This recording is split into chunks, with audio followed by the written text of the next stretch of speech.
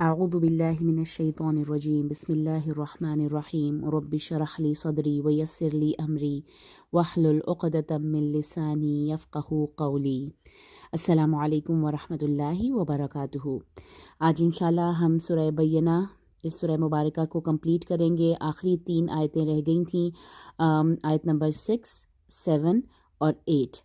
اور اب تک ہم نے سورہ بینہ پڑھا کہ بینہ کیا ہے، اور اہل کتاب اور مشرکین کا ذکر ہوا تھا، اور وہ بھی الذین کفروا کہہ کے، کہ وہ لوگ جنہوں نے کفر کیا، کن میں سے؟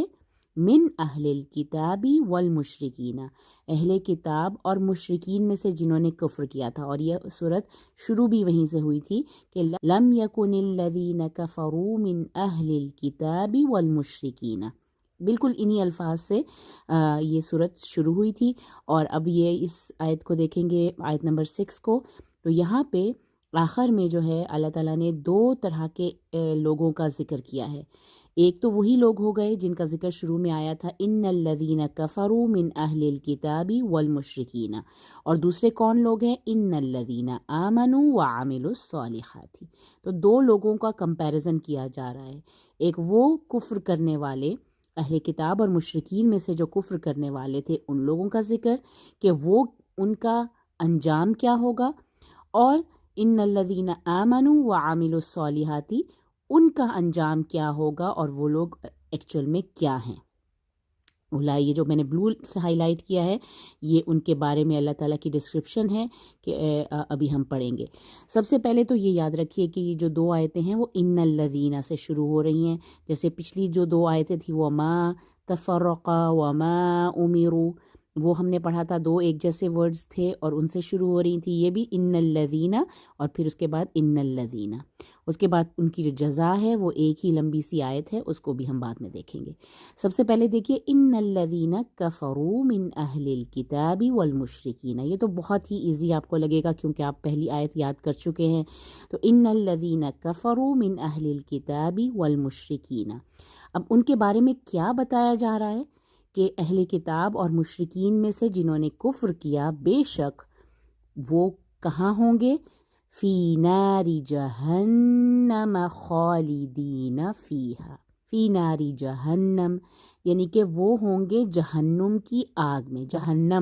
جہنم وہ آگ ہی کے معنی ہے، لیکن اس کی بھی آگ، وہ آگ میں ہوں گے جہنم اس جگہ کا کہا جاتا ہے جہاں پہ وہ آگ ہوگی، اور یہ وہ جگہ ہے جو اللہ تعالیٰ نے جس سے ہمیں وارن کیا ہے کہ جو لوگ اللہ کی بات نہیں مانیں گے، سرکشی کریں گے، انکار کریں گے، کفر کریں گے اللہ کا، ان کو ناری جہنم میں ڈالا جائے گا۔ تو اس میں وہ خالدین فیہا، تو یہ ایک پوری لائن ہم نے ساتھ یاد رکھنا ہے، فی ناری جہنم خالدین فیہا، جہنم کی آگ۔ یہ تو یہ مرکب اضافی بن رہا ہے، لیکن جہنم ہم دیکھ رہے ہیں، جہنمی آپ کو کبھی بھی نظر نہیں آئے گا۔ تو جہنم جو ہے عرب اس کو ایک ایسا اسم ہے جس میں حالت نصب اور جر میں دونوں حالتوں میں یہ میم کے اوپر آپ کو زبر ہی نظر آئے گا۔ تو ناری کے نیچے تو آپ کو زیر نظر آ گئی کیونکہ فی جو ہے اس کو زیر دے رہی ہے، اور ناری جہنمی نہیں ہے، می کبھی بھی آپ کو نظر نہیں آئے گا، میم کے اوپر ہمیشہ زبر ہی نظر آئے گا کیونکہ یہ اسی فارم میں لکھا جاتا ہے۔ ایکچوئل میں یہ حالت جر میں ہی ہے کیونکہ یہ مضاف الیہ بن کے آ رہا ہے، مضاف الیہ ہمیشہ حالت جر میں ہوتا ہے، یہ مضاف ہے اور یہ مضاف، جہنم کی آگ، ناری جہنم، تو اس کا خاص خیال رکھنا ہے، اس کو جہنمی نہیں بولنا۔ فی ناری جہنم خالدین فیہا، جس میں وہ سب رہیں گے، فیہا ہمیشہ رہیں گے اس میں، کس میں؟ نار۔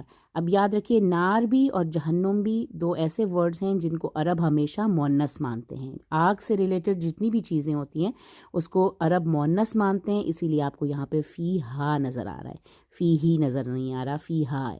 فی ناری جہنم خالدین فیہا، کہ وہ آگ میں ہوں گے جہنم کی اور اس میں وہ ہمیشہ رہیں گے، اس آگ میں وہ ہمیشہ رہیں گے۔ اب اللہ تعالیٰ نے ان کو ڈسکرائب کیا کیا ہے؟ اولئک ہم شر البریہ، شر البریہ، یہ بریہ کو خاص طور پہ پڑھنا ہے صحیح طرح، کیونکہ یا کے اوپر شدہ ہے تو نبر ہوگا. جب بھی یا کے اوپر شدہ ہو تو ایک ایکسینچویٹ کرنا پڑتا ہے، تاکہ بریہ اگر ہم آرام سے پڑھ جائیں گے تو پتہ نہیں چلے گا کہ ہم نے شدہ پڑھا ہے، کیونکہ ایک یا ایک ایسا لیٹر ہے جس کو ہم نے تھوڑا سا ایکسینچویٹ کرنا ہوتا ہے. البریہ، بریہ، بریہ. تھوڑا سا جھٹکا تو نہیں، لیکن اس کو تھوڑا سا ایکسینچویٹ کریں گے، جیسے تھوڑا سا آواز اونچی کر کے بریہ. اولئک ہم، وہی ہیں، یہی وہ لوگ ہیں جو، وہی شر البریہ، شر کہتے ہیں بدترین کو، ایول کو، اور البریہ کہتے ہیں مخلوق کو. بارہ اس کا روٹ ہے، تو اس سے جب ایک ورڈ بنایا انہوں نے بریہ، جس کو کہا جاتا ہے مخلوق، تو یہ بدترین مخلوق ہیں. کون لوگ؟ جو نار جہنم میں ہوں گے، جو کہ جہنم کی آگ میں ڈالے جائیں گے. اور وہ کون ہوں گے؟ الذین کفروا من اہل الکتاب والمشرکین، مشرکین بھی اور وہ تمام اہل کتاب جنہوں نے کفر کیا، جنہوں نے انکار کیا، وہ سب کے سب ناری جہنم خالدین فیہا، وہاں ہوں گے. اولئک ہم شر البریہ. تو یہ جو آیت ہے، یہ جو پورشن ہے، یہ ایک نئی چیز آپ کے لیے ہوگی، اس کو آپ نے بہت اچھے سے پڑھنا ہے. اولئک ہم شر البریہ، بریہ، ہا کو آپ نے آواز تا مربوطہ ہا میں بدل جائے گا، اور آپ نے بریہ. دوسرے کیٹیگری کے لوگ کون ہیں؟ ان الذین آمنوا وعملوا الصالحات.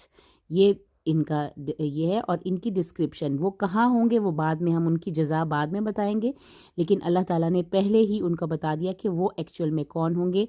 وہ اوپر والے لوگ تھے اولئک ہم شر البریہ.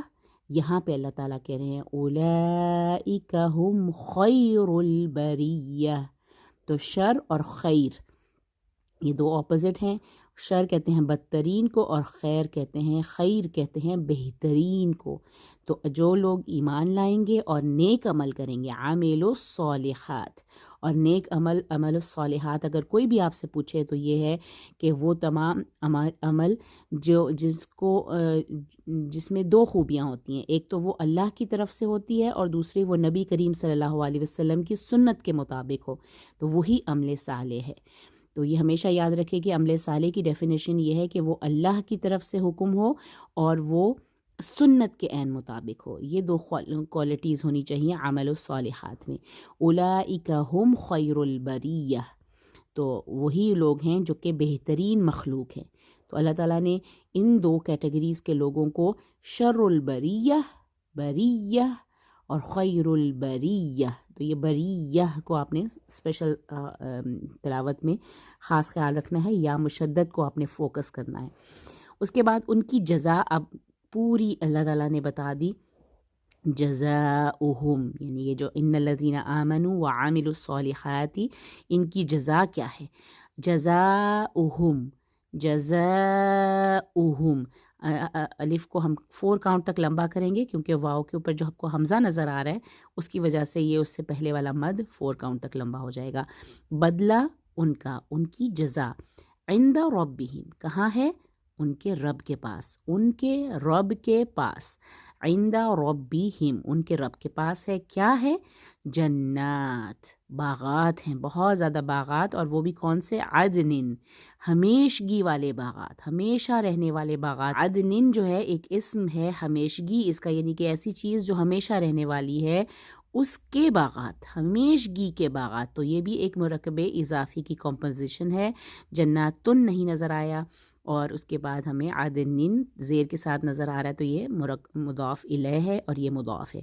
جنات عدن تجری، تجری من تحتها الانہار، تجری بہتی ہیں اس کے نیچے سے، یعنی کہ ان جنات کے نیچے سے، الانہار، یعنی کہ یہ جو تجری کا یہ تا ہے، یہ انہار جو ہے یہ چونکہ جمع ہے اور جمع مکسر ہے، اس لیے اس کو ہمیشہ واحد مؤنث کا صیغہ دیا جاتا ہے. من تحتہا، اور اس کے نیچے سے، کس کے نیچے سے؟ جنات کے نیچے سے، یعنی جو ہمیشگی کے باغات ہیں ان کے نیچے سے بہہ رہی ہیں انہار، بہہ رہی ہیں انہار. من تحتہا، یعنی کہ ان جنات کے نیچے.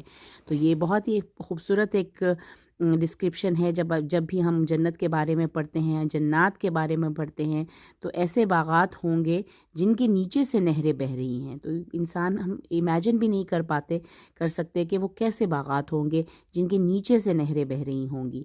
اور وہاں پہ تھا خالدین فیہا، اس نار جہنم میں وہ ہمیشہ رہیں گے.